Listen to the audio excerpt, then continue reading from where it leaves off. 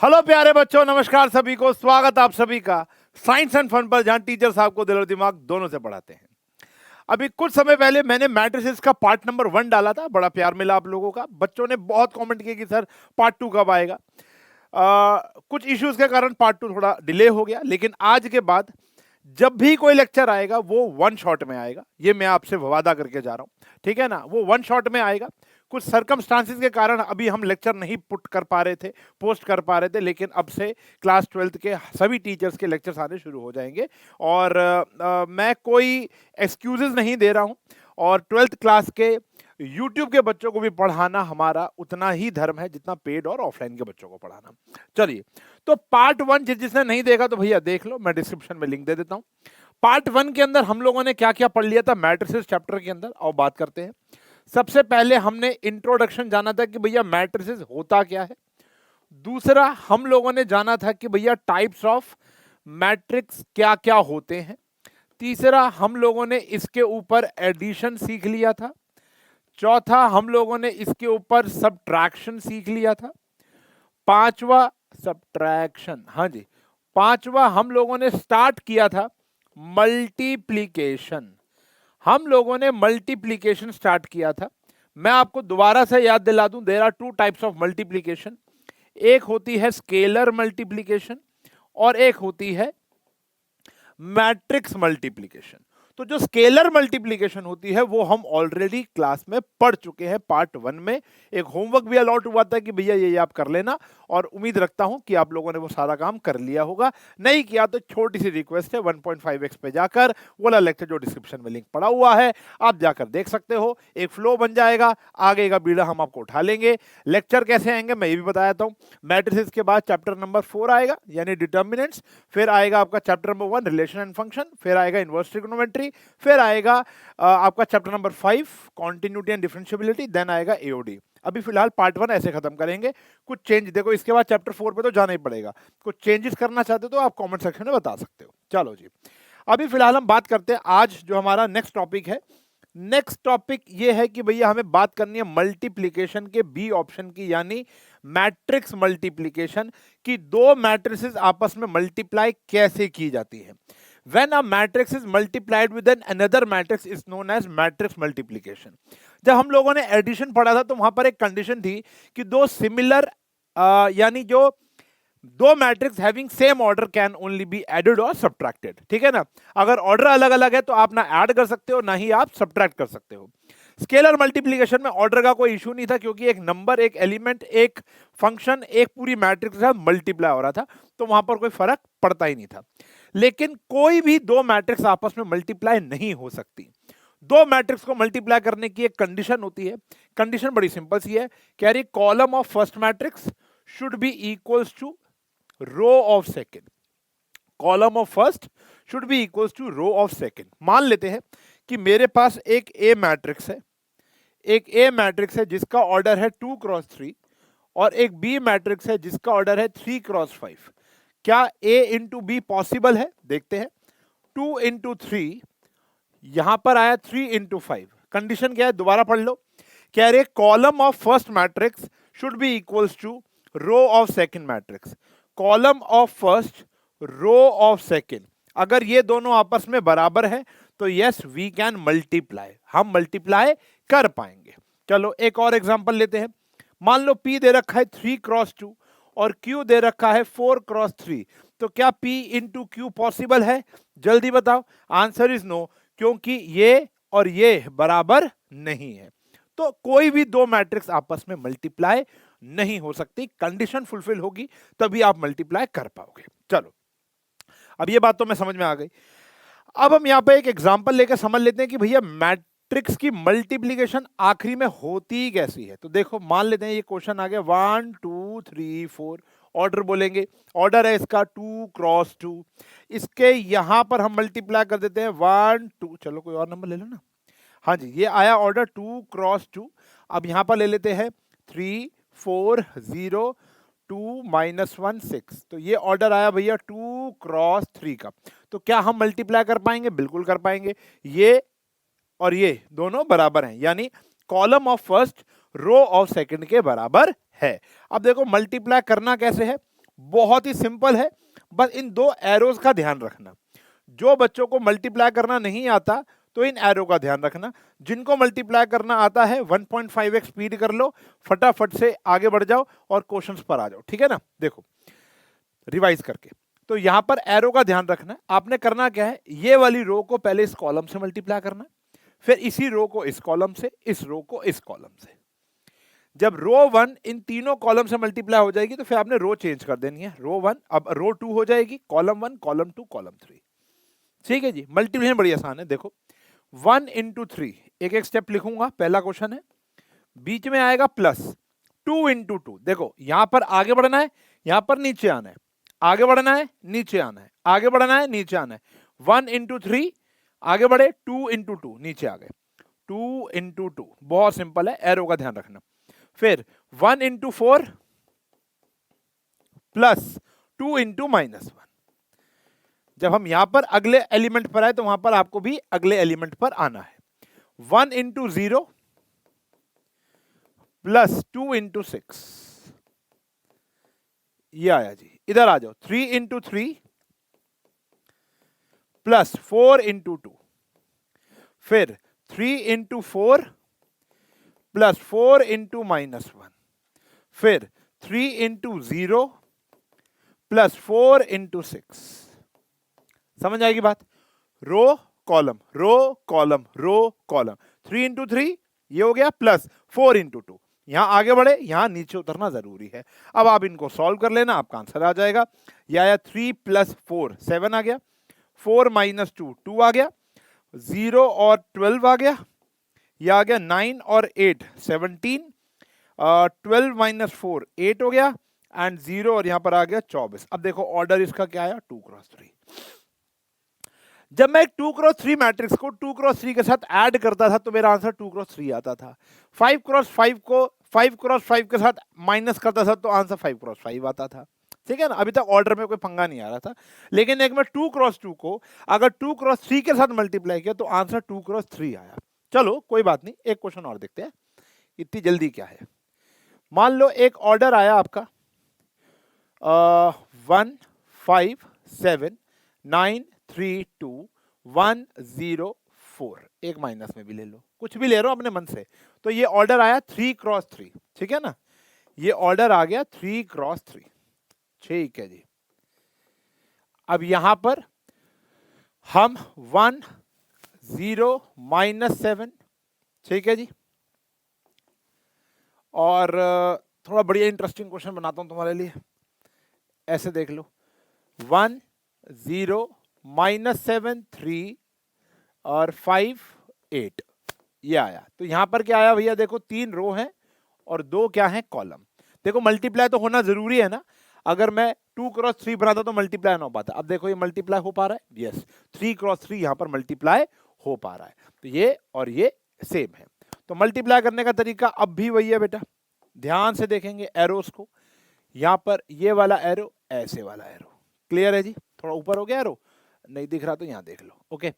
अब ऐसे और ऐसे, रो 1 कॉलम 1, रो 1 कॉलम 2, रो 2 कॉलम 1, रो 2 कॉलम 2, चलते रहना।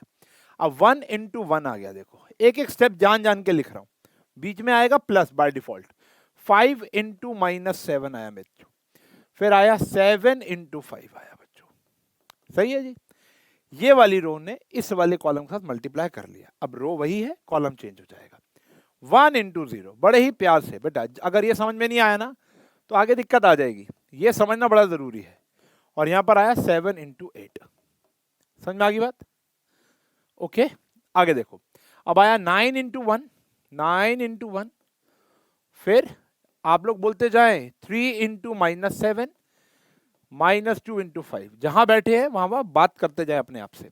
अब बताओ 9 इंटू शाबाश 0, 3 इंटू शाबाश 3 एंड -2 इंटू 8, ऐसे ही 1 इंटू 1, ओहो 1 into 1 plus 0 into -7 plus 4 into 5, फिर 1 इंटू 0, 0 इंटू में 3 एंड प्लस 4 इंटू में 8। सॉल्व कर लोगे इसको, ऑर्डर देखो इसका क्या आया है। अभी भी इसका ऑर्डर क्या आया बेटा, 3x2। अब यहां पर बच्चे फंस जाते हैं। जब मैं ये ऑफलाइन में कराता हूं ना, तो बच्चों को यही सेम दो टाइप के क्वेश्चन कराता हूं। देखो देखो, 2x2 को 2x3 से कराया, मैंने बताया देखो 2x3 आया। 3x3 को 3x2 से कराया, देखो बेटा 3x2 आया। तो बच्चों को पता है क्या लगता है, अगर मैं a इंटू बी कर रहा हूं ना, तो मल्टीप्लाई करने के बाद ऑर्डर बी वाला आएगा। ऐसा नहीं होता। देखो अब समझो, अब हमें एक कॉन्सेप्ट पढ़ना है, वो है ऑर्डर ऑफ रिजल्टेंट मैट्रिक्स। फिर प्रैक्टिस पर आते हैं इसकी। ऑर्डर ऑफ रिजल्टेंट मैट्रिक्स का मतलब क्या है कि अगर हम एक 3x2 को मल्टीप्लाई कराते हैं 2x5 के साथ, ठीक है, तो ऑर्डर क्या आएगा मल्टीप्लाई करने के बाद। तो आफ्टर ए, अगर ये ए है और ये बी है, तो ए बी का ऑर्डर क्या होगा, ऑर्डर ऑफ ए बी। देखो मल्टीप्लाई तो हो पा रहे हैं ना बेटा, बिल्कुल। चलो, तो ऑर्डर क्या होगा, बड़ा सिंपल है, कंडीशन याद कर लेना, अभी बताता हूं। ये और ये क्या आया, 3x5। तो कंडीशन क्या है, कंडीशन है row of first into column of second, column of second, row of first into यानी क्रॉस कॉलम ऑफ सेकेंड। तो 3x5 आ गया। चलो फटाफट बताओ, मान लो P का ऑर्डर है 5x3 और Q का ऑर्डर है 3x2। जल्दी से कमेंट सेक्शन में बता दो कि जब हम P इंटू क्यू करेंगे मेरे प्यारे बच्चों, तो उसका ऑर्डर क्या आएगा। जल्दी जल्दी बताओ, जल्दी जल्दी बताओ। तो ऑर्डर ऑफ पी क्यू क्या आएगा, देखो पहले तो ये मल्टीप्लाई हो पा रहे, तो आंसर आया 5x2। ऑर्डर ऑफ ये आ गया। आया कि नहीं आया, आया कि नहीं आया। चलो एक और देखते हैं। अगर मेरे पास एक सी मैट्रिक्स है, लेट्स से 3x6 और डी मैट्रिक्स है लेट्स से 5x4, तो जल्दी से बताओ ऑर्डर ऑफ सी डी क्या आएगा, ऑर्डर ऑफ सी डी क्या आएगा, जल्दी जल्दी बता दो। अब देखो कुछ बच्चों को फंसा दिया ना मैंने, उन्होंने आंसर लिख दिया 3x4, जबकि ये मल्टीप्लाई हो ही नहीं पाएंगे। पहले तो मल्टीप्लाई होने चाहिए ना, ये इसके क्या होना चाहिए, बराबर। कौन कौन फंसा था, जल्दी ईमानदारी देख लो, ईमानदारी से कमेंट सेक्शन बता दो कौन कौन फंस गया था, जिसने ये देखा ही नहीं, सीधा आंसर 3x4 लिख दिया। तो भैया ये मल्टीप्लाई नहीं हो पाएंगे। Got it. अगर वो मल्टीप्लाई हो रहे हैं तो ऑर्डर क्या आएगा, row of first cross column of second. Clear है। तो आप मल्टीप्लाई करने से पहले ही बता पाओगे कि आपका आंसर कैसा आने वाला है। जैसे अब आपके सामने ये दो प्रश्न आ गए हैं, देखो ध्यान से देखो। अब ये आया हमारा 2x2 और ये भी बच्चों क्या है 2x2। क्या ये मल्टीप्लाई हो पाएंगे, बिल्कुल हो पाएंगे। और जो आंसर आएगा मल्टीप्लाई होने के बाद वो भी बाय चांस क्या होगा बेटा, 2x2 ही होगा। आओ जी मल्टीप्लाई कर दे, a into A square, b into B square, बीच में आ गया plus a into B A B minus का प्लस ए बी, फिर यहां पर आया minus A B plus A B, ये आ गया बच्चों B square plus A square. देखो आंसर आया ना 2x2। तो आपको थोड़े से क्वेश्चन, ये आ गया 0, ये भी आ गया 0, यहां आ गया A square plus B square, this is my answer. अब आपको ना कुछ क्वेश्चन मल्टीप्लिकेशन के थोड़े से प्रैक्टिस करने पड़ेंगे, ठीक है ना। तो आप अपनी 3.3 एक्सरसाइज खोल लो, 3.2 है शायद, देख लेना यार 3.3 है या 3.2 है, वाली एक्सरसाइज आप खोल लो और देख लेना, आपको सॉल्व हो जाएगा, ठीक है ना। कुछ क्वेश्चन दिए होंगे इसी प्रकार के। अब जैसे इसका ऑर्डर क्या है, एक 3 रो है 1 कॉलम है, तो 3x1, और इसका 1 रो है और 3 कॉलम है, तो 1x3 आ गया। Got it. इसको मैं दोबारा लिख देता हूँ कि ताकि आपको अच्छा लगे, बक्सा पता नहीं कहाँ से बन के आ गया ये 2 3 4। अब बच्चों को बड़ी दिक्कत होती है इस क्वेश्चनों में, क्योंकि प्लस करने के लिए कुछ नहीं है, रो कॉलम, एक इस रो में एक ही एलिमेंट है और इस कॉलम में भी एक ही एलिमेंट है, तो 1 इंटू 2 क्या हो गया 2, आगे जाने की जगह नहीं है, नीचे आने की जगह नहीं है, तो प्लस होगा ही नहीं कुछ। फिर रो 3 आ गया, ये आया 4, फिर 2 2 जा 4, 2 3 जा 6, 2 4 जा 8, ये आया 6 9 और 12। देखो आंसर क्या है बेटा, 3x3, 3x3। आई होप आपको मल्टीपल समझ में आ गया होगा। 10-15% अगर फिर भी दुविधा लग रही है, वीडियो को यहीं पॉज कर दो मेरी जान, प्लीज, ठीक है ना। वीडियो को पॉज करो, सीखना चाहते हो तो क्वेश्चन पे जाओ, किताब खोलो, 4-5 क्वेश्चन निकालो, आंसर मैच करो, फिर आ गया। ऑलराइट, चलो अब हम थोड़ी सी इसकी एप्लीकेशन देख लेते हैं। ये क्वेश्चन कैसे आएगा, कैसे कैसे क्वेश्चन आ सकते हैं। तो 2 क्वेश्चन लाए, और बाकी अभी इसकी वर्ड प्रॉब्लम भी करेंगे, टैन वाला क्वेश्चन भी करेंगे, ट्रांसपोज भी करेंगे, बहुत कुछ करने वाले हैं। आज हम चैप्टर खत्म करके उठाएंगे। थोड़े से क्वेश्चन बढ़िया बढ़िया मेजर मेजर जो धमाकेदार क्वेश्चन है एनसीईआरटी के, वो सारे लेकर आया हूं, ठीक है। और फिर जो कुछ छोटे छोटे बच गए हैं वो आप प्रैक्टिस कर लोगे। Got it. तो ए आ गया, आई आ गया। आई मतलब आइडेंटिटी मैट्रिक्स, भूले तो नहीं हो ना तुम। तो ए स्क्वायर के ए माइनस 2i के बराबर है। के की वैल्यू आपको फाइंड करनी है, कोई बात नहीं। ए स्क्वायर कैसे निकलेगा? अब देखो, कई बच्चे क्या करेंगे, जो अभी ऑब्वियसली बात है सीखा नहीं, तो ए का स्क्वायर क्या करेंगे, हर एक एलिमेंट का स्क्वायर कर देंगे, जो कि रॉन्ग है। ठीक है जी, ऐसे आप स्क्वायर नहीं कर सकते। किसी भी मैट्रिक्स का स्क्वायर करना, देखो 3 का स्क्वायर आप कैसे करते थे, 3 इंटू 3। तो मैट्रिक्स ए का स्क्वायर कैसे करोगे, matrix A into matrix A करोगे ना। चलो, तो अगर मुझे ए का स्क्वायर निकालना है बच्चों, तो मुझे ए इंटू ए करना पड़ेगा। ठीक है जी, ए इंटू ए। अब मेरी बात बहुत ध्यान सुनना, देखो क्वेश्चन तो आनी जानी चाहिए ना, कॉन्सेप्ट पे फोकस होना चाहिए। अगर मेरा ए 3x2 का है, तो क्या मैं ए स्क्वायर निकाल पाऊंगा? आंसर इज नेवर, कभी भी निकलेगा। तो किसी भी मैट्रिक्स का स्क्वायर तभी निकल पाएगा जब या तो वो 2x2 मैट्रिक्स हो या वो 3x3 हो, क्योंकि 4x4 हमारे सिलेबस में नहीं है। वैसे हाँ, कोई भी स्क्वायर मैट्रिक्स होगी उसी का ही स्क्वायर निकल पाएगा। कोई अगर मैट्रिक्स रेक्टेंगुलर मैट्रिक्स है तो उसका स्क्वायर नहीं निकल पाएगा। 1x3 का, 3x2 का, 5x4 का ऑर्डर, ये स्क्वायर ही नहीं हो पाएंगे। ठीक है ना, कारण वही है, 3x2 को आप 3x2 से कभी भी मल्टीप्लाई करा ही नहीं पाओगे। ठीक है ना। चलो, तो अब ए आया 3 - 2 4 - 2, और यहां पर आ गया भैया 3 - 2 4 - 2। Got it. तो ये आया भैया हमारा ए का स्क्वायर, तो यहां पर आ गया 9 और -8, बहुत बढ़िया। ये आया बेटा -6 और +4, बहुत ही बढ़िया। ये आया 12 और -8, बहुत ही बढ़िया। -8 और +4, तो ए स्क्वायर क्या आ गया भैया हमारा 1 -2 4 -4। अब आ गया ए स्क्वायर, स्क्वायर निकालना आ गया। अगर क्यूब निकालना होगा बच्चों, तो ए स्क्वायर को दोबारा ए से मल्टीप्लाई कर देंगे, बहुत ही बढ़िया। तो अब यहां पर देख लेते हैं, कितनी बारी मैंने बहुत बढ़िया बोल दिया ना, क्योंकि है ही बहुत बढ़िया।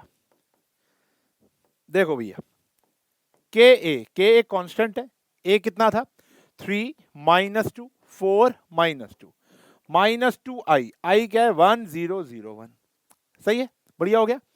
अब आपने एक कॉन्सेप्ट पढ़ा था पिछली क्लास में, इक्वल मैट्रिक्स का या इक्वालिटी ऑफ मैट्रिक्स रूल का, हाँ या ना? फटाफट से रिवाइज बताओ क्या होता है। ये सॉल्व करके यही आ रहा है 4k, और यहां पर आ गया भैया हमारा -2k -2।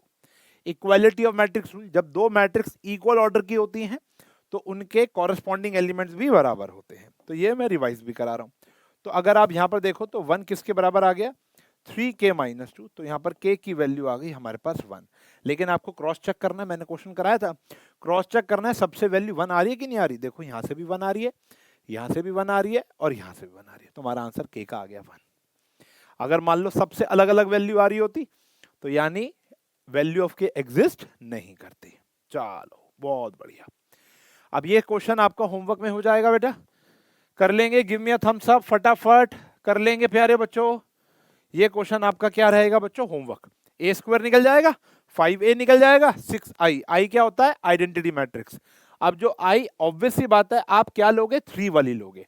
3 मतलब i3 का मतलब क्या होता है, 3x3 वाली आइडेंटिटी मैट्रिक्स, यानी 1 0 0 0 1 0 0 0 1। क्यों? क्योंकि मैट्रिक्स यहां पर क्या है, 3x3 की है।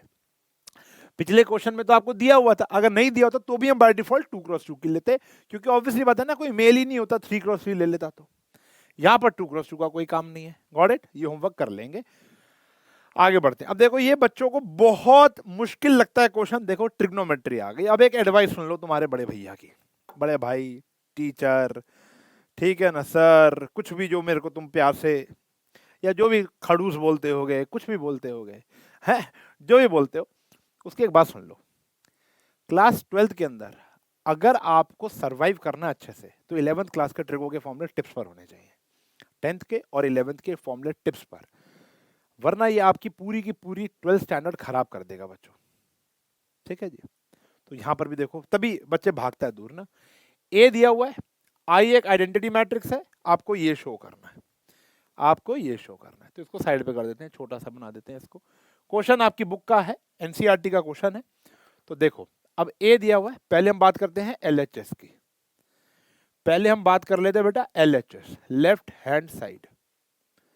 ओहो, वो कहती है आई प्लस ए, लेफ्ट हैंड साइड। आई क्या है बेटा 1 0 0 1, ए क्या है बेटा 0 minus tan alpha by 2, tan alpha by 2 0, इनको ऐड करोगे तो 1 minus tan alpha by 2 tan alpha by 2 1 आ गया।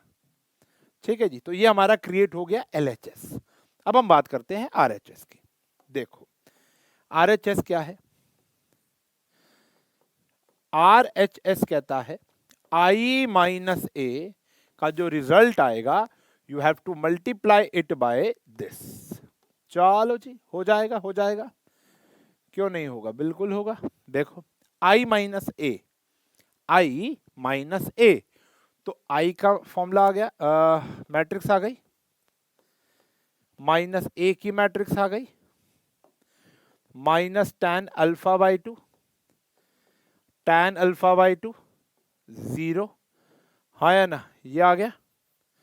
और यहां पर आ गया जी cos alpha minus sine alpha, sine alpha cos alpha. सही है जी। अब माइनस कर लो, माइनस करो, क्या आया 1 tan alpha by 2 minus tan alpha by 2 और 1, और यहां पर ये सेम चल रहा है। अब देखो बच्चों, आपको कुछ भी नहीं करना, बस मल्टीप्लाई करना है, और ये एलएचएस आरएचएस बराबर आने चाहिए। ये दोनों बराबर कब आएंगे, जब इनको मल्टीप्लाई करोगे। यहां तक को तो कोई रॉकेट साइंस नहीं, बस हमने वैल्यू डाली है। मल्टीप्लाई करना आज आपने सीख लिया है, तो आओ ढंग से मल्टीप्लाई कर लेते हैं और फिर पीछे इसको सॉल्व कर लेंगे। 1 इंटू कॉस अल्फा क्या हो गया भैया, cos alpha plus by default है tan alpha by 2 sine alpha, tan alpha by 2 साथ में आ गया बच्चों साइन अल्फा। ये वाली रो ने इस कॉलम के साथ मल्टीप्लाई कर लिया। 1 इंटू माइनस साइन अल्फा आ गया प्लस कॉस अल्फा, साथ में बचा tan अल्फा बाय 2। क्लियर है, ये वाली रो ने इस कॉलम के साथ ही मल्टीप्लाई कर लिया। इधर आ जाओ, minus cos alpha tan alpha by 2 plus sine alpha, और इसी प्रकार से minus minus plus sine alpha tan alpha by 2 plus cos alpha. Matrix खत्म हो गया, चैप्टर नहीं, इस क्वेश्चन का जो मैट्रिक्स था वो खत्म हो गया। अब आपको बस अपना ट्रिगो का दिमाग लगाना है, 10th वाली और क्लास 11th वाली ट्रिगो लगानी है थोड़ी सी। अब देखो सब कुछ साइन कॉस में, इसको हम कन्वर्ट कर लेते हैं। tan को लिख देते हैं साइन बाय कॉस हर जगह, ठीक है। तो मैंने यहाँ पे जगह छोड़ी हुई है, तो यहाँ पर आया बच्चों cos alpha plus sine alpha by 2 divides by cos alpha by 2, साथ में आ गया बच्चों साइन अल्फा। फिर इधर बात करेंगे minus sine alpha plus cos alpha, यहां आ गया sign alpha by 2 divides by cos alpha by 2। सही है जी। इधर आते हैं minus cos alpha sine alpha by 2 cos alpha by 2 plus sine alpha. सही है जी। ये वो क्वेश्चन है जिसमें मैक्सिमम बच्चों को दिक्कत आती है, इसलिए मैं लेकर ही आ गया, कोई पंगा ही नहीं छोड़ा भाई। फिर यहां पर कहेंगे ये रहा sign alpha, sine alpha by 2, tan क्या होता है साइन बाय कॉस, हर जगह मैंने वही कर दिया और कुछ भी नहीं किया। Got it. सिर्फ साइन को और tan को क्या लिख दिया साइन बाय कॉस। अब मैं क्या कर रहा हूं एलसीएम ले रहा हूं, समझना बेटा। ऊपर एलसीएम लिया, कॉस अल्फा बाय 2, यहां आया cos alpha by 2 sign alpha by 2। फॉर्मूले बन रहे हैं, चेक कर लो। ऊपर cos A cos B plus sign A sine B का, इधर भी देखो चेक करना बनेगा। कॉस अल्फा बाय 2 क्या आया minus sine alpha cos alpha by 2 cos alpha sine alpha by 2, cos A sine B minus sine A cos B, बन गया फॉर्मूला। इधर देखो यहां पर आया cos alpha by 2 minus cos alpha sine alpha by two plus sine alpha cos alpha by two. Sine A cos B minus cos A sine B, sine A minus B का formula हो गया। यही formula यहां पर भी बन जाएगा ऐसा ही कोई। यह आया sign A sine B plus cos A cos B, बना कि नहीं बना? फिर कॉस ए माइनस बी का फॉर्मूला बन गया। आपको चाहिए भी क्या, देखो यहाँ पे 1 minus tan alpha by to, tan alpha by to 1। तो ऊपर हमारा फॉर्मूला बन गया कॉस ए माइनस बी का बेटा, नीचे क्या है कॉस अल्फा बाई टू। अब ये फॉर्मूले टिप्स पर होंगे तभी बात हो पाएगी ना। देखो cos A cos B plus sign A sine B formula होता है कॉस ए माइनस बी का। यहां पर अभी फिलहाल फॉर्मूला नहीं है, माइनस कॉमन लोगे तो फॉर्मूला बन गया, बना कि नहीं बना? माइनस फॉर्मूला लोगे तो क्या बन गया, sign A cos B minus cos A sine B, तो फॉर्मूला बन जाएगा minus sine A minus B, नीचे सेम आ गया अल्फा ए। ठीक है, यहां पर फॉर्मूला बना हुआ है sign A cos B minus cos A sine B, ये फॉर्मूला फिर वही बन गया sign A minus B upon में cos alpha by to. 11th के फॉर्मूले टिप्स पर होने चाहिए। Cos A cos B plus sign A sine B, cos A minus B का फॉर्मूला हो गया। तो यहां पर ऊपर सेम फॉर्मूले लगे और यहां पर ऊपर सेम फॉर्मूले लगे। अब देखो alpha minus alpha by to क्या होता है, अल्फा बाई टू, तो कट जाएगा cos alpha by to cos alpha by to, answer आया 1, ये भी आया 1। Sign alpha by to cos alpha by to minus tan alpha by to, और इधर भी आया बेटा टैन अल्फा बाई टू। यही हमारा एलएचएस था। अब इसमें मैट्रिक्स का जो कंटेंट है वो तो सिर्फ इतना ही था। एक बारी ऐड क्या किया आपने, यहाँ पर ऐड किया, सब्ट्रैक्ट किया, मल्टीप्लाई किया, इसके बाद तो सारी ट्रिको है, सिंप्लीफिकेशन है। Got it? तो वो स्ट्रॉन्ग करनी पड़ेगी। क्वेश्चन इंपॉर्टेंट है, मैं फिर कह दूं, आपको मेरी भाषा पता है, ये एक चुम्मेश्वरी क्वेश्चन है, आपको यूटीपीटी वगैरह में आपको देखने की उम्मीद है। प्री बोर्ड तक आता है, ये बोर्ड में कम आता है लेकिन प्री बोर्ड तक अच्छा आता है। आगे देखो क्या कह रहा है जी, एक वर्ड प्रॉब्लम भी लेकर आया हूं देखो, और मुश्किल वाली लेकर आया हूं, आसान वाली लेकर नहीं आया, किताब वाली लेकर नहीं आया मैं तुम्हारे लिए, मुश्किल वाली जो बच्चों को तंग करती है। ठीक है ना, काम करो, बढ़िया करो।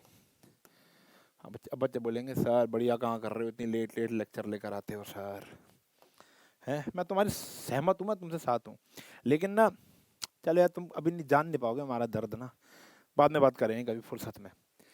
क्वेश्चन क्या कह रहा है, अ ट्रस्ट फंड हैज 30,000। अब देखो वर्ड प्रॉब्लम को कैसे आपने एक प्रेजेंटेबल आंसर बनाना है।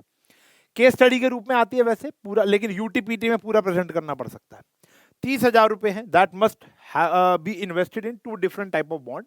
30,000 रुपए को आपको 2 अलग अलग बॉन्ड में इन्वेस्ट करना है। टोटल 30,000 रुपए। फर्स्ट बॉन्ड में 5% ब्याज मिलेगा, सेकंड में 7% ब्याज मिलेगा। यूजिंग मैट्रिक्स, स्पेलिंग गलत है, multiplication determine how to divide 30,000। 30,000 को मैं कैसे डिवाइड करूं बॉन्ड ए और बॉन्ड बी में, कि ताकि मुझे एनुअल टोटल इंटरेस्ट कितना मिल जाए, पार्ट ए में 1800, पार्ट बी में 2000। तो मतलब 2 क्वेश्चन है, मैं 1800 वाला कर दूंगा, 2000 वाला कर लेना, बात एक ही है। ठीक है, तो सबसे पहले तो लेट कर लो, लेट इधर कर लो, let amount invested in bond A, bond A में मान लेते हैं ₹X हो गया, और amount invested in bond B, अगर मेरे पास टोटल ही 30,000 रुपए हैं और X रुपया मैंने बॉन्ड ए में लगा दिया, तो बचा कितना बेटा, 30,000 माइनस X। ये क्वेश्चन ओरली भी किया जा सकता है हल्की सी मैथ्स लगाकर, लेकिन यहां पर बोल दिया मैट्रिक्स मल्टीप्लिकेशन का इस्तेमाल करना है आपको। ठीक है ना, अब देखो, अब हम लेट कर लेते हैं मैट्रिक्स ए, समझने वाली बात है भैया, क्वेश्चन तो हो जाएगा, ये बात समझ लो, आगे किसी वर्ड प्रॉब्लम में दिक्कत नहीं होगी। मैट्रिक्स ए रिप्रेजेंट्स, क्या रिप्रेजेंट करती है, अमाउंट इन्वेस्टेड इन बॉन्ड्स। तो मेरा ए मैट्रिक्स बन गया। अब देखो आपके पास 2 एलिमेंट है, 2 एलिमेंट को रिप्रेजेंट करती है मैट्रिक्स, या तो 1x2 होगी या 2x1 होगी, और कोई हो ही नहीं सकती। तो हमने इसको ऐसे दे दिया, एक X और एक 30,000 माइनस X, तो 2 रो है, एक कॉलम है, तो 2x1 दे दिया। ये आपकी इच्छा है, टोटली आपकी इच्छा है। फिर लेट करते हैं, let matrix B represents rate of interest जो आपको मिल रहा है। अब ये आपने 2x1 लिया ना, वो आपको 1x2 लेनी पड़ेगी, वरना मल्टीप्लाई नहीं होगा। 2x1 से मल्टीप्लाई कैसे हो जाएगा, नहीं होगा ना। तो इसलिए एक अगर ऐसे ली है तो एक आप ऐसे ले लो 5% और 7%। बहुत बढ़िया। इसको ऐसे लेते तो इसको ऐसे लेते। मैट्रिक्स सी रिप्रेजेंट्स टोटल इंटरेस्ट रिसीव्ड। तो सी मैट्रिक्स हो गई 1800 रुपए और वो ऑर्डर है 1x1। समझने वाली बात अब ये है, जल्दी जल्दी अपनी उंगलियां टाइपिंग पर ले आओ और एक बात बता दो कि क्या जो मैंने लिखा है वो ठीक लिखा है। a इंटू बी क्या सी के बराबर आएगा, हाँ या ना? क्या a इंटू बी सी के बराबर? अगर मैं अमाउंट इन्वेस्टेड को रेट ऑफ इंटरेस्ट से मल्टीप्लाई कर दूं तो टोटल ब्याज आ जाएगा, हाँ या ना? जिसने लिखा है यस, शाबाश, आप गलत हो। शाबाश इसलिए क्योंकि आपने लिखा है। चलो, तो ए बी इंटू सी गलत है। देखो होगा तो यही, इन दोनों को मल्टीप्लाई करके आएगा तो यही, लेकिन ए बी और बी ए में फर्क है, समझो। ए और बी अगर मल्टीप्लाई करता हूं 2x1 को मैं 1x2 से मल्टीप्लाई करता हूं तो क्या ये मल्टीप्लाई हो पाएंगे? बिल्कुल हो पाएंगे सर, ये देखो हो तो रहे हैं। लेकिन जो इसका आंसर आएगा वो तो 2x2 का है, तो वो 1x1 के बराबर कैसे आएगा? हमको एक आंसर चाहिए मेरी जान, हमको 1x1 चाहिए। तो ऐसे केस के अंदर हमें यह भी देखना होगा कि ऑर्डर ऑफ रिजल्टेंट मैट्रिक्स मुझे क्या चाहिए। तो अब मैं क्या करूंगा, B A is equal to C के बराबर रखूंगा। चेक करो, अब ये तो नहीं हो पा रहा था। बी ए यानी 1 इंटू 2 जो है वो 2 इंटू 1 करूंगा तो मल्टीप्लाई भी हो जाएगा और आंसर भी मेरा क्या आएगा, 1x1। इस बात का ध्यान रखना बस। अब पहले आएगी बी मैट्रिक्स यानी 0.05 एंड 0.07% लगा दिया ना, और यहां आ गया x और यहां आ गया 30,000 माइनस x और यहां आ गया बच्चों 1800 रुपया। मल्टीप्लाई कर दो, यह आया 0.05x plus multiply 2100 minus 0.07x। अब तो कोई बच्चा सॉल्व कर देगा यार, इन दोनों को बराबर रख देना, x की वैल्यू आ जाएगी। करा देता हूं, देखो क्या आया, 2100 minus 0.02x is equals to 1800, तो 300 इज इक्वल्स टू 0.02x, तो x की वैल्यू आ गई भैया 15,000। तो दोनों में 15,000 रुपए लगाओगे तो 1800 भी आ जाएगा। सेम क्वेश्चन दोबारा करना है, बस यहां पर आपको क्या रखना है, अब 2000 इक्वल्स टू में क्या आ जाएगा, 2000, बाकी सारा सेम है। सही है, डन है जी। आई होप समझ में आ गया होगा how to represent a question और क्या बातों का ध्यान रखना है और क्या हमारे पास एक रिबेट है, हम कुछ भी ले सकते हैं। चलो भैया आगे बढ़ेंगे। अच्छा जगह छोड़ी थी, काम नहीं आई। फिर आता है बच्चों ट्रांसपोज ऑफ अ मैट्रिक्स। तो अब आप मल्टीप्लिकेशन वाली पूरी एक्सरसाइज कर सकते हो, कोई भी क्वेश्चन में आपको दुविधा मेरे हिसाब से तो नहीं आएगी क्योंकि बहुत बेसिक क्वेश्चन है, एनसीईआरटी तो बहुत बेसिक है। अच्छा मैं आपको बता दूं बेटा, जैसे हम लोग 10th को पढ़ाते हैं सेम 12th को पढ़ाने का पूरा प्लान है। मुझे पता थोड़ा डिले हो गया, अभी देखो 10th को पढ़ाना शुरू भी नहीं किया, लेकिन मुझे पता है कि इस चैनल पे 12th का कंटेंट है नहीं, तो वो धीरे धीरे हम लोग उसको बनाएंगे, प्रॉपर बनाएंगे। और जैसे आप लोग हमसे 10th में पढ़े थे, मैराथन्स हुई थी, सारे के सारे इंपॉर्टेंट क्वेश्चन अभी इसके जैसे ये दो चैप्टर खत्म होंगे, एक रिकॉर्डेड आएगा जिसके अंदर मैं बहुत सारे इंपॉर्टेंट क्वेश्चन कराऊंगा मैट्रिसेस और आपके डिटर्मिनेंट के, विद प्रॉपर प्रॉपर्टीज वाले क्वेश्चन, वो के वाले डिटर्मिनेंट कोई बच्चों के स्कूल में हो गए होंगे तो उनको बता दूं। तो बहुत कुछ सोचा हुआ है आप लोगों के लिए, बस अब हमने स्टार्ट कर दिया, अब नहीं रुकूंगा मैं। अब मेरी टीम भी मुझे बोल देगी ना सर अभी रुक जाओ सर, अभी अभी अभी कोई फायदा नहीं है, चाहे व्यूज आए चाहे ना आए, मुझे पता है बच्चा कम है लेकिन धीरे धीरे आ जाएगा, मुझे काबिलियत पे विश्वास है अपनी कि मैं बढ़िया पढ़ाता हूँ। ठीक है चलो, ट्रांसपोज ऑफ अ मैट्रिक्स की बात करते हैं। When rows are interchange with the column, मतलब रो को कॉलम में बदल दो, कॉलम को रो में बदल दो, उसको बोलते हो आप ट्रांसपोज लेना। It means when matrix with order m cross n is converted into matrix of n cross m। Example के तौर पर एक ए मैट्रिक्स दे रखी है 1 2 3 4 5 6, तो उसका ए ट्रांसपोज ऐसे लिखते हैं, या लिखते हैं ए के ऊपर हल्का सा ये कॉमा, कैसे मर्जी लिख लो। क्या बनता है बेटा, 1 2 3 4 5 6, ऐसे काम करना है बेटा। जो रो है वो column, row column, row column, या कह सकते हो ये समझ ही गए होगे यार, इसमें क्या बताऊं। ये था बेटा मेरा 3x2 और बन क्या गया 2x3। क्लियर है। इसकी कुछ प्रॉपर्टीज होती हैं और ये प्रॉपर्टी मैंने इंस्टाग्राम पे भी आपको बताई थी। इंस्टाग्राम में पढ़ाना शुरू हो चुका हूँ, जैसे आशु सर पढ़ाना शुरू हो चुके हैं, और वहाँ पर भी बहुत सारे आपके फॉर्मूला लेकर आता हूँ। अभी मैं रिलेशन फंक्शन का एक बहुत मस्त फॉर्मूला लेकर आया था, चलो बात की बात है, लेकिन ये प्रॉपर्टीज आपको यहाँ रखनी, और मैं कुछ और भी लिखवा देता हूँ आपको। क्या है, ए ट्रांसपोज का ट्रांसपोज ए के बराबर होगा। किसी का भी ट्रांसपोज का दोबारा ट्रांसपोज ले लो वही आ जाएगा। जैसे फॉर एग्जाम्पल अगर आप इधर देखोगे, कहाँ गया, अगर आप इधर देखोगे तो अगर मैं इसका दोबारा ट्रांसपोज ले लूँ तो मुझे वही मिल जाएगा। बहुत बढ़िया, ठीक है जी। तो पहली प्रॉपर्टी समझ में आ गई। चलो याद करनी है, के ए का ट्रांसपोज जो होगा के बाहर आ जाएगा, कांस्टेंट बाहर आ जाएगा, मतलब कांस्टेंट बाहर आ जाएगा। यस, अब देखो 3 ए का ट्रांसपोज बोल लूं या 3a का होल ट्रांसपोज बोल लूं, बात एक ही है, ठीक है ना। a प्लस बी का होल ट्रांसपोज होता है a ट्रांसपोज और b ट्रांसपोज, और a माइनस बी का होल ट्रांसपोज भी क्या होता है बेटा, a transpose minus b transpose. और a इंटू बी का ट्रांसपोज, सबसे इंपॉर्टेंट यही है बच्चों, वेरी इंपॉर्टेंट, वेरी इंपॉर्टेंट, कि a इंटू बी करो उसका ट्रांसपोज लो, या b ट्रांसपोज a ट्रांसपोज, एक बात है, ये उल्टे हो जाते हैं, ठीक है ना, ये ध्यान रखना। तो ये कुछ 4 प्रॉपर्टीज है, बेसिक प्रॉपर्टीज है।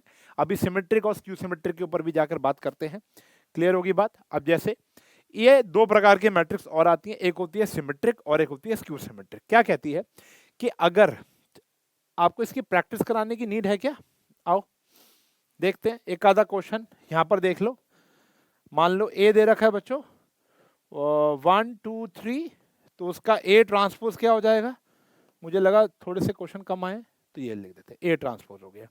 अच्छा जी, अगर लिखा हुआ है बी बेटा 5 2 9 3 4 7, माइनस का ले लो, तो हमारा बी ट्रांसपोज लिख पाओगे ना बेटा अब तुम, 5 2 9 3 माइनस 4 7, हो गया। इतना ही सिंपल है, गॉट इट। तो ये ट्रांसपोज ऐसे गेम होती है। ये प्रॉपर्टीज आ गई थी, इनको याद कर लेना, अभी इनका यूज भी करेंगे। अब 2 प्रकार की मैट्रिक्स आ गई, जिसका ट्रांसपोज उसके खुद के बराबर आ जाए उसको बोलते हैं सिमेट्रिक मैट्रिक्स। ए का ट्रांसपोज उसी के खुद के बराबर अगर आ जाएगा तो उस मैट्रिक्स को बोलते हो सिमेट्रिक मैट्रिक्स, समझना। ए, अब जैसे ये दे रखा है, अब आप इसका ट्रांसपोज लो, फटाफट लो। ये वाला इधर लिख रहा हूं 1 माइनस 1 5, ये वाला माइनस 1 2 1, और ये वाला 5 1 3। चेक करो बेटा, इसमें कोई फर्क आया, कोई फर्क नहीं आया। ए का ट्रांसपोज ए के बराबर है, तो ये क्या है, सिमेट्रिक मैट्रिक्स है। क्या है बेटा, सिमेट्रिक मैट्रिक्स है। समझ में आ गई। इसका भाई क्या कहता है, स्क्यू सिमेट्रिक मैट्रिक्स कहता है अगर किसी का ट्रांसपोज उसके नेगेटिव के बराबर आ जाता है, अगर किसी का ट्रांसपोज उसके नेगेटिव के बराबर आ जाता है तो उसको बोलते हैं स्क्यू सिमेट्रिक मैट्रिक्स। देखो अब इसका ट्रांसपोज लूंगा मैं, यह आया, इधर देखना 0 1 माइनस 1 माइनस 1 0 1 1 माइनस 1 0। अब देखो सबके साइन उल्ट पलट हो गए, 1 का माइनस 1, माइनस 1 का 1, 1 का माइनस 1, माइनस 1 का 1, चेक कर सकते हो। तो ये माइनस ऑफ ए के बराबर आ गया, तो ये क्या बन गया बेटा हमारा, स्क्यू सिमेट्रिक। अब 2 बात नोट कर लो, ये इतना इंपॉर्टेंट पॉइंट बता रहा हूं, मैं कह रहा हूं पूरा आगे का मत देखना, आगे का देखना, आगे का भी इंपॉर्टेंट है, मतलब ये 2 पॉइंट बड़े इंपॉर्टेंट है मेरी जान, मैं बता रहा हूं तुमको। पहला पॉइंट ये इंपॉर्टेंट है, क्या था मैं भूल गया, हाँ देखो जीरो मैट्रिक्स जो होती है ना, नल मैट्रिक्स जिसके सारे एलिमेंट 0 होते हैं, वो both symmetric as well as skew symmetric. इकलौती ऐसी मैट्रिक्स है जो सिमेट्रिक भी है और स्क्यू सिमेट्रिक भी है, वो कौन सी मैट्रिक्स है, नल मैट्रिक्स, जीरो मैट्रिक्स। दूसरा, मैंने आपको पिछली क्लास में डायगोनल मैट्रिक्स के बारे में बताया था, जो मेन डायगोनल एलिमेंट होते हैं, किसके, main diagonal element of skew symmetric check कर लो, क्या दिख रहे हैं तुमको? Skew symmetric are all zero. Check करो, आप चेक करो भैया, चेक कर, खब्बे हथरोली चेक कर।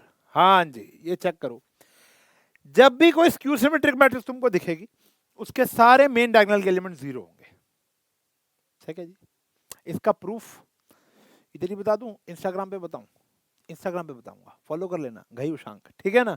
तो वहां पर मैं आपको बताऊंगा कि बताऊंगा, मतलब क्या पता जब तुम देख रहे हो तब तक आ चुका होगी वो रील, ठीक है ना? ध्यान देखो, तो ये जीरो क्यों होते हैं इसका एक प्रूफ होता है। वेरी इंपॉर्टेंट क्वेश्चन, 1 मार्कर या 2 मार्कर में पूछा जाता है। लेकिन ये बात याद रखना, ये असर्शन रीजनिंग में दोनों बातें बड़ी इंपॉर्टेंट है। ठीक है जी। अच्छा, अब यहां पर दो थ्योरम, दो नहीं 3 थ्योरम आएंगी, एक में यहीं पर ही 2 थ्योरम है और एक अगली थ्योरम, तो मतलब थ्योरम 1 और थ्योरम 2 है, लेकिन बात 3 है, समझो।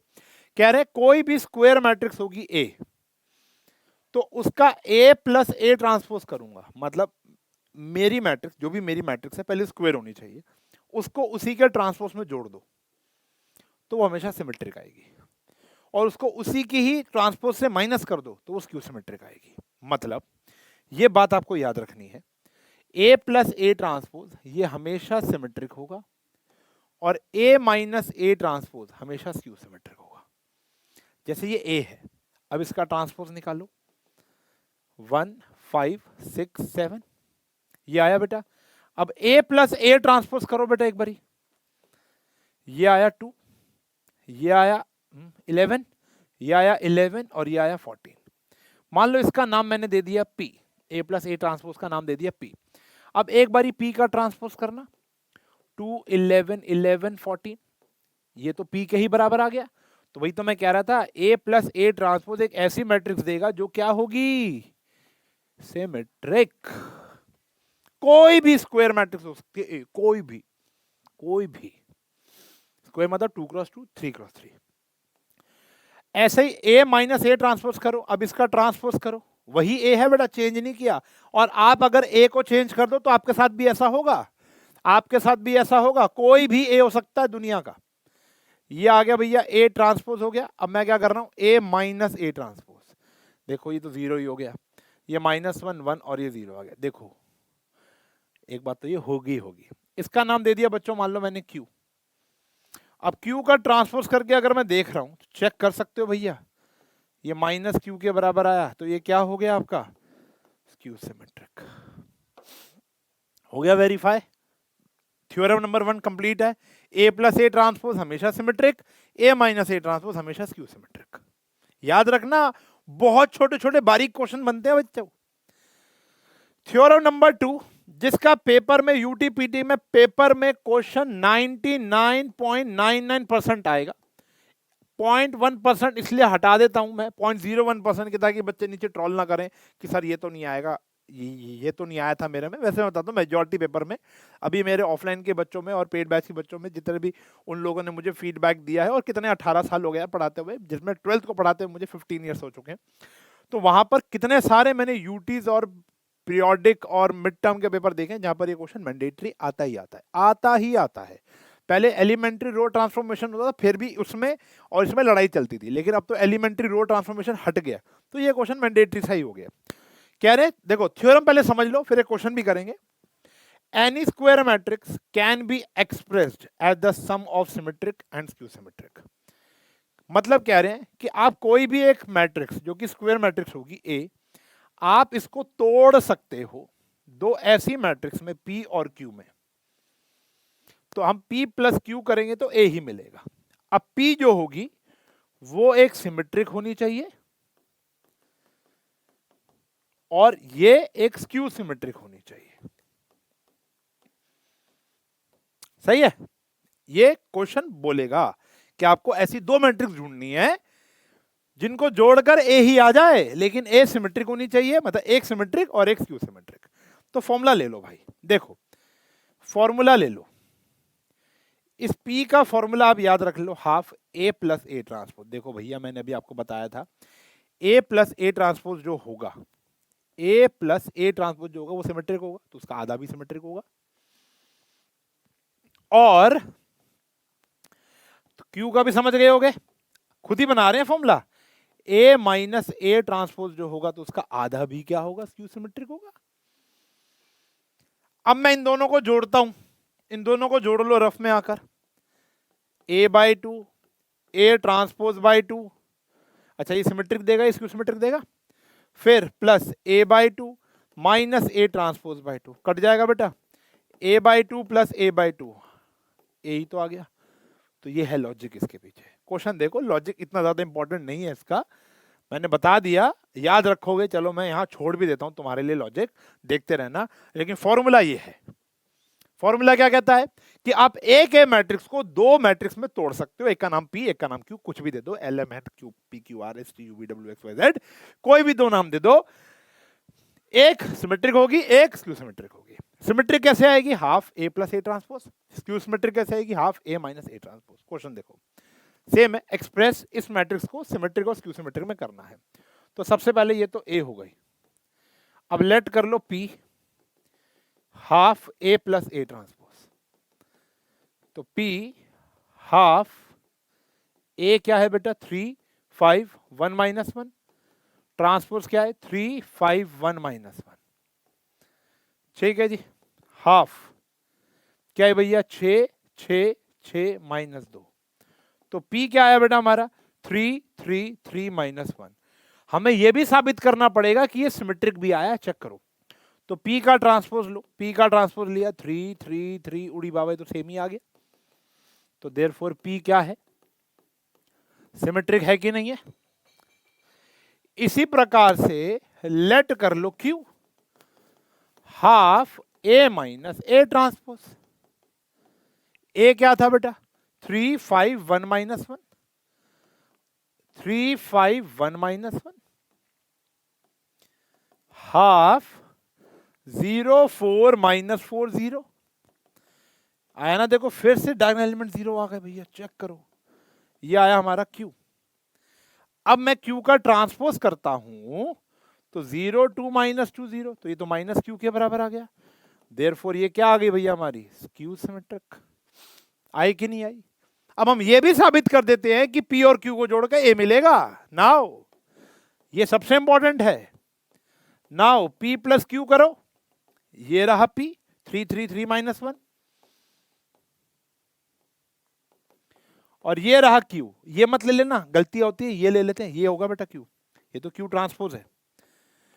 अब इनको जोड़ो, क्या आया बेटा देखो 3 5 1 माइनस 1, और यही A है, चेक कर लो यही A है।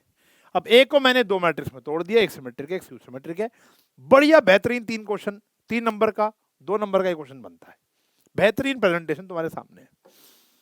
लेकिन जो इससे ज्यादा इंपॉर्टेंट क्वेश्चन है ट्रांसपोज का, अब वो देख लेते हैं बच्चों। 3 क्वेश्चन लगातार मोस्ट इंपॉर्टेंट चुम्बेश्वरी क्वेश्चन, ध्यान से देखना। A and B symmetric matrix of same order, A और बी सिमेट्रिक मैट्रिक्स है, तो यानी ए का ट्रांसपोज ए के बराबर और बी का ट्रांसपोज बी के बराबर, तो कह रहे हैं ए बी माइनस बी ए का वो कौन सी मैट्रिक्स होगी, सिमेट्रिक होगी स्क्यू सिमेट्रिक होगी, आइडेंटिटी या जीरो। देखो जीरो तभी हो सकती है जब ए बी और बी ए दोनों बराबर हो, जब ए और बी दोनों बराबर हो, ये तो कहीं लिखा ही नहीं हुआ। आइडेंटिटी का पता नहीं है, हो सकता है आइडेंटिटी हो भी सकती है नहीं भी हो सकती, लेकिन सिमेट्रिक और स्क्यू सिमेट्रिक चेक करने के लिए तो आपको ट्रांसपोज ही लेना पड़ेगा। कैसे पता चलता है कोई मैट्रिक्स सिमेट्रिक है स्क्यू सिमेट्रिक, देखो ए बी माइनस बी आएगी तो एक मैट्रिक्स उसका नाम ले लेते हैं पी, अब पी सिमेट्रिक है या स्क्यू सिमेट्रिक है कैसे पता चलेगा, ट्रांसपोज लेकर। तो हम लोगों ने क्या किया, ट्रांसपोज लेके चेक कर रहे हैं भैया, बड़ा इंपॉर्टेंट क्वेश्चन है, और ये इकलौता ऐसा क्वेश्चन है जो एनसीईआरटी में 2 बार छपा हुआ है, एक बार एक्सरसाइज में और एक बार मिसलेनियस में। एक्सरसाइज में आखिरी या सेकंड लास्ट क्वेश्चन है ऑप्शन के साथ ये रहा, और मिसलेनियस में चौथा क्वेश्चन होगा या तीसरा या चौथा क्वेश्चन होगा नई बुक की मिसलेनियस में, जहां पे कोई ऑप्शन नहीं है। तो सेम क्वेश्चन आता है यहाँ पर, ए बी माइनस बी ए। अब हमें क्या करना है, इस मैट्रिक्स का ट्रांसपोज लेना है। अब यहां पर लगेगी प्रॉपर्टी, और ये क्वेश्चन बड़े दमदार हैं, और अगला क्वेश्चन भी सेम ऐसा ही है लगभग। तो ये 2 क्वेश्चन चुम्बेश्वरी क्वेश्चन है, आखिरी तो बहुत ही बढ़िया है। देखो अब यहां फॉर्मूला लगाएंगे हम, अभी मैंने आपको प्रॉपर्टी बताई थी कि मैं आपको एक्स और वाई से समझाता हूं, एक्स प्लस वाई बीच में माइनस है, एक्स माइनस वाई का ट्रांसपोज क्या होता था बेटा, X transpose minus Y transpose, सही है। तो ये रहा X transpose minus Y transpose. अब ए बी का ट्रांसपोज देखो, ये फॉर्मूला बताया था मैंने आपको, एक्स वाई का ट्रांसपोज क्या था बेटा, Y transpose X transpose, properties में लिखवाया भी मैंने आपको, पीछे आके देख सकते हो।